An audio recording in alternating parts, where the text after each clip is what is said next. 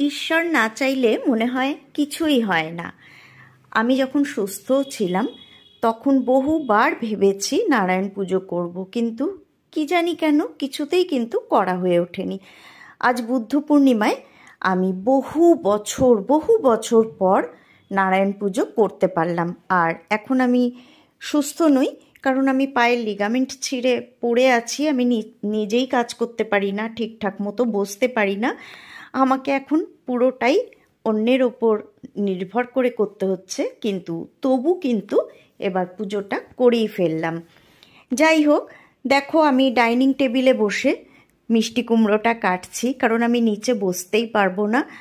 আর ওদিকে নিচে বসে আমার দুই বৌদি সবজিগুলো আগের দিন রাতে সব কেটে রাখছে।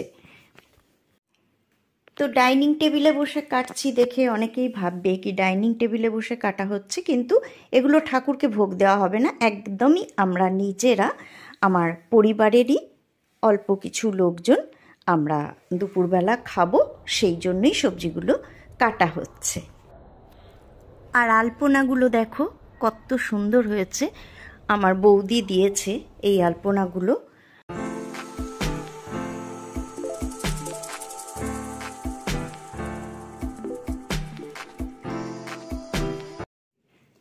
মেরুন শাড়ি পরা এই বৌদি আমার বাড়ির একদম সামনের বাড়ির বৌদি। তো সকালবেলা এসে পুজোর মোটামুটি সব কিছু গুছিয়ে দিয়ে চলে গিয়েছিল বাড়িতে, আবার বাড়িতে একটু কাজ করে আবার চলে এসেছে। আর বেগুনি রঙের শাড়ি পরা আমার বৌদি এসেছে, এসে ফল টলগুলো কেটে বাকি কাজটুকু করে নিচ্ছে।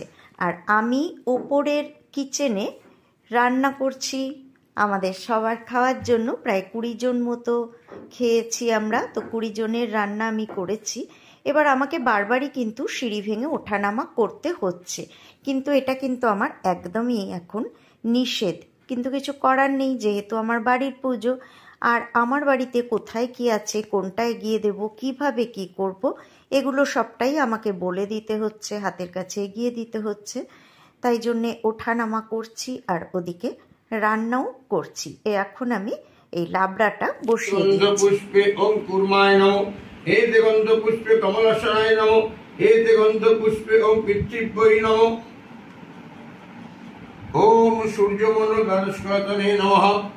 ওম দেখছই তোমরা পুজোটা শুরু হয়ে গেছে, আর পুজোটা শুরু হতে একটু দেরি হয়েছে। যাই হোক 11:30 এরকম হবে। আর আমি তো নিচে একদমই বসতে পারছিও না, বসা নিষেধও এখন আমার। তো আমি সবাই নিচেই বসে আছে আর আমি সোফায় বসে পুজো দেখছি, শাঁখ বাজাচ্ছি আর এই যে ভিডিওটা করছি। মহাপুষ্পে সুপুষ্পে পুষ্প সম্ভবে পুষ্পে যাবকিলে হুম স্বাহা। ওম নারায়ণায় ওম শ্রীবিষ্ণুবে নমঃ, ওম শ্রীগুরুবে নমঃ, ওম শ্রীলক্ষ্মীপূজিতশ্রীমন্তরাবিজয়বর্ধনম শ্রীগুরুপদপনি নারায়ণ নমস্তুতে। ওম স্বস্তি ওম স্বস্তি। পুজো শেষ হয়ে যেতেই আমি ওপরের রান্নাঘরে চলে এসেছি।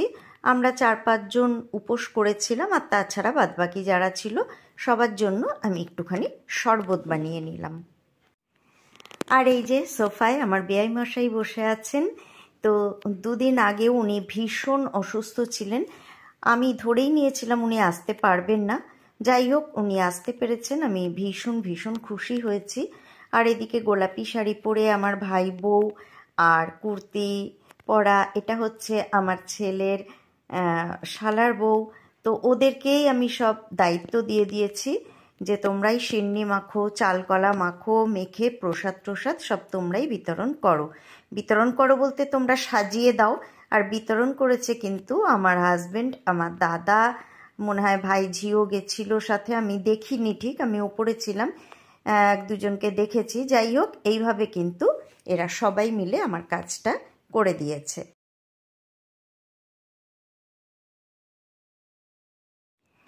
আর এই যে আমার 2 ভাইঝি বড়কি ছুটকি, এরা কিন্তু যমজ। তোমরা কি দেখে বুঝতে পারছো, আলাদা করতে পারছো? যাই হোক, এরা এখানে প্রসাদ খাচ্ছে, আর ওই যে ওইখানে হচ্ছে আমার ছেলের শালার ছেলে গবলো সোনা, ও এখানে বসে প্রসাদ খাচ্ছে।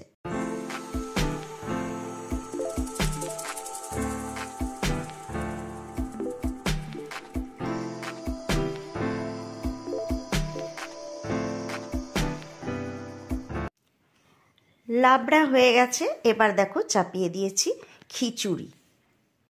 রান্না কমপ্লিট, অনেকটা বেলা হয়ে গেছে, কারণ রান্নার পরিমাণটা অনেকটা বেশি, পুজোটাও হতে দেরি হয়েছে, আর ওপর নিচ করতে করতে আমি মন দিয়ে একভাবে রান্নাটা করতেও পারছিলাম না। যাই হোক, এখন টেবিলেও ওদিকে কয়েকজন বসেছে আর এদিকে মেঝে দিয়ে বসেছে, আমি সবটা ভিডিও করতেও পারিনি, ভীষণ টায়ার্ড লাগছিল। আর এরা সব পরিবেশন করে দিচ্ছে, কারণ আমি তো ঝুঁকে পরিবেশন করতেই পারবো না। যাই হোক, খাওয়া আরম্ভ হয়ে গেছে, আর সবার খাওয়া হয়ে গেছে, আর আমরা এই 5 জন একসাথে বসেছি খেতে। এখানে পরিবেশন করে দিচ্ছে আমার বৌদি, আর হলুদ শাড়ি পরা ওটা হচ্ছে আমার ভাই বউ। তো যাই হোক, এরা দুজন পরিবেশন করে দিচ্ছে, আর আমার পাশে বসে আছে যে অল্প বয়সী মেয়েটি, এই হচ্ছে আমার ভাইঝি, এই যে মেরুন শাড়ি পরা বৌদি, এনার মেয়ে। আর ও কিন্তু এসে পাঁপড় ভেজেছে বা টুকটাক কাজ করেছে, কিন্তু ওর একটা পরীক্ষা ছিল, আসতে দেরি হয়েছে, আর তখন আমার আর এনার্জি ছিল না যে ওর কাজগুলো আমি ভিডিও করব। তো যাই হোক, চলো, আমরা কিন্তু এখানে প্রচুর মজা করে হাসতে হাসতে গল্প করতে করতে সবাই মিলে খাচ্ছি। আমি আর রাতে তোমাদের মেনুগুলো কাছ থেকে দেখাতে পারিনি, প্রচণ্ড শরীর খারাপ লাগছিল, তো ভিডিও শেষ করতে পারিনি। আজ দুপুরে দেখো বেঁচে গেছে, তো মেনুগুলো দেখে নাও।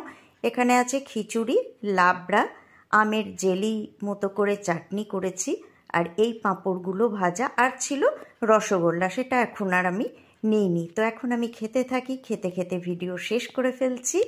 তোমরা সাথে থেকো, আর কেমন লাগলো আমাকে অবশ্যই জানিও। টাটা।